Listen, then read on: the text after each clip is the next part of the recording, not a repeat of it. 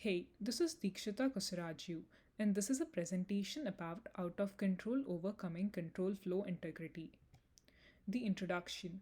As important as it is for software to perform in a robust fashion ready for adverse usage situations, it is equally important for the software to be immune to attackers trying to exploit it. One of the well known yet challenging to different modes of attack is to break control flow integrity through return oriented programming. In this paper published in the 2014 IEEE Symposium on Security and Privacy, the security implications of looser notions of CFI are examined. It is also shown how it is possible to use such attacks to break notions of CFI as implemented in Internet Explorer. What is control flow? Regular control flow is when the program proceeds within the expected scope of possibilities. For example, a program with a one if condition has exactly two possibilities. The control is said to be with the part of the code that is being executed. So, in the example alongside, the possibilities are A to B, B to end, or A to C, C to end. Hijacking control flow. Hijacking control flow means that the program takes an unexpected path through a control flow transfer that is not allowed.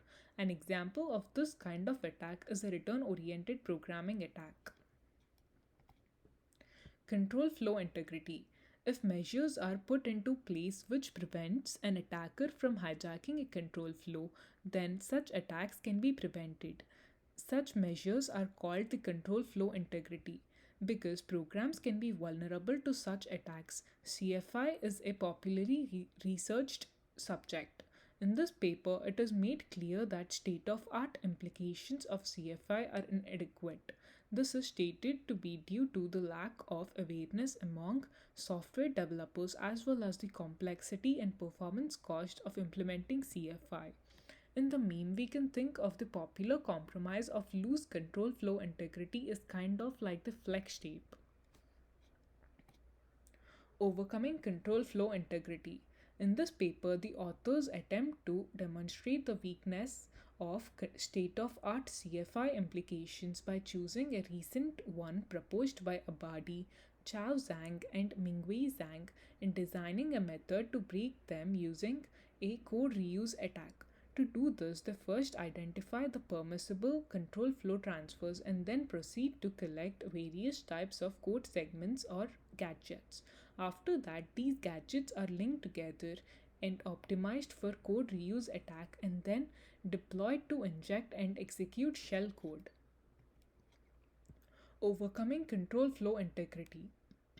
Once the authors perfected their code reuse attack, they move on to demonstrate its capability by performing an attack on a commonly found software, Internet Explorer 8, as a proof of concept.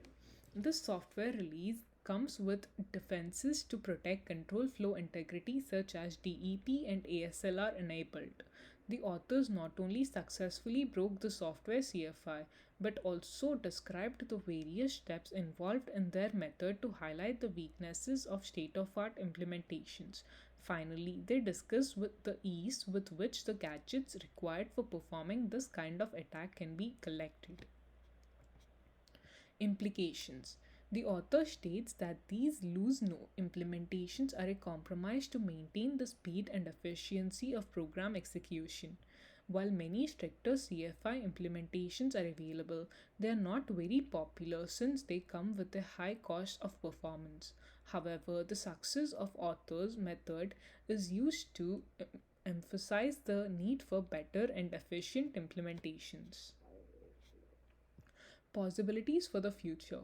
The author demonstrates how easy building a code reuse attack on a widely available software is. He also shows that the gadgets required for breaking other software like Acrobat Reader 11, the Microsoft Office 2013 suite of programs, and Firefox 24 can also be relatively easy to obtain.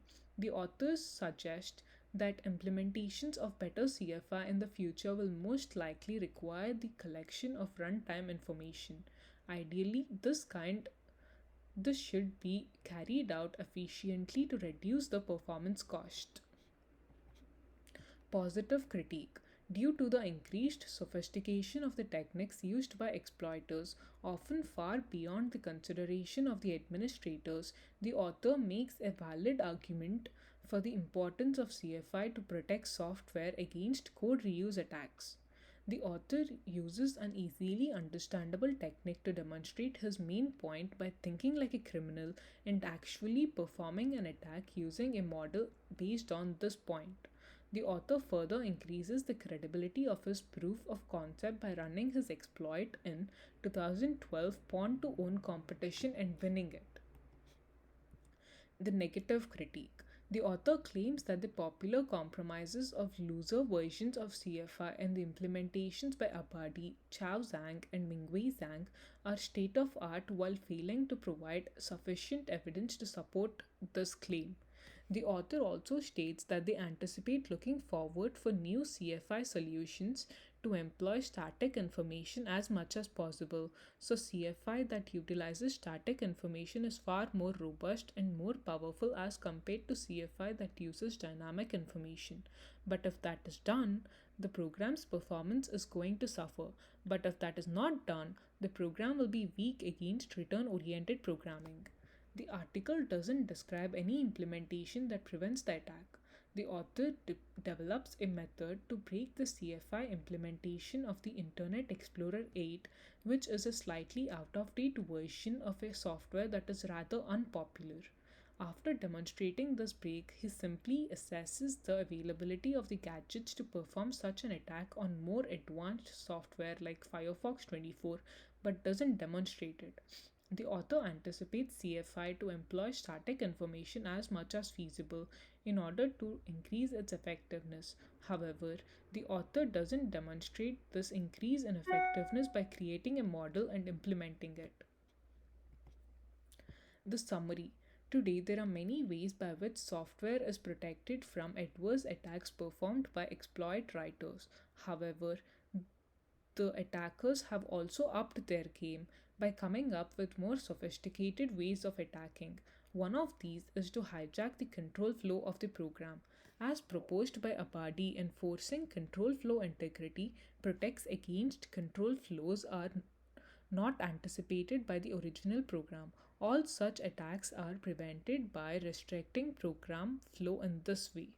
However, if we can keep an exploit from hijacking a program's control flow, these kinds of attacks can be prevented. However, the deployment of CFI comes at a cost. Many CFI implementations need source code or debug information that is rarely found in commercial products.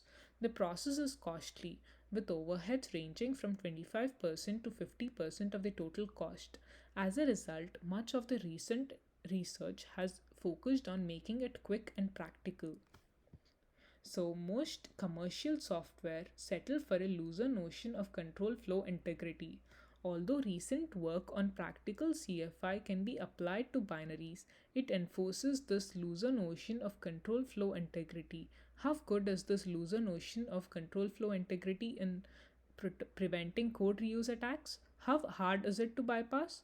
It's critical to consider the ramifications of such narrower definitions of CFI for the system security. Can they still protect against code reuse attacks like ROP and return to standard C library? If not, how difficult will it be to get around them? We must be able to answer these concerns because of the information importance of CFI and its potential advantages. The author attempts to evaluate the effectiveness of three state of art CFI solutions described by Abadi, Chao Zhang, and Mingwei Zhang. The author proves that contemporary notions of CFI may be fast but have significant weaknesses. The author also shows that the gadgets required to perform an attack to exploit these weaknesses are not only widely available to potential attackers but also diverse and powerful. The author calls for new stricter CFI solutions for the sake of security, but also mentions that the information required for such implementations comes at the cost of performance. They anticipate CFI solutions to employ static information as much as feasible, but tougher CFI concepts are unlikely to succeed without the usage of runtime data. The conclusion. The author of this paper discussed the importance of a simple yet difficult to implement technique to protect software from malicious attacks. To provide evidence to support his claim that contemporary versions of this technique are vulnerable to attacks constructed with readily available tools, the author performs an attack on a widely distributed software on the most popular computer operating system in the world.